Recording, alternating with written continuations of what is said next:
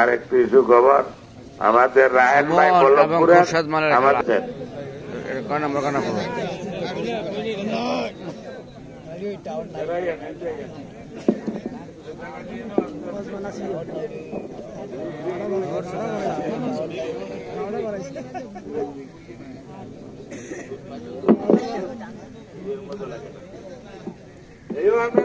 আমাদের অতিথিদের জায়গা দেন, মার মার আমাদের অতিথিদের জায়গা দেন। আপনারা উচ্চার ঠেলাঠালি করতাম, তোমরা ডাড়াই করতাম না।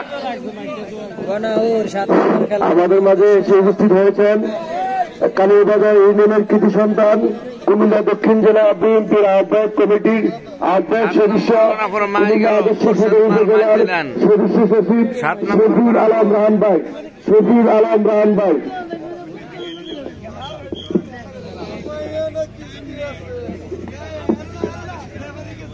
সাত নম্বর গণাপুর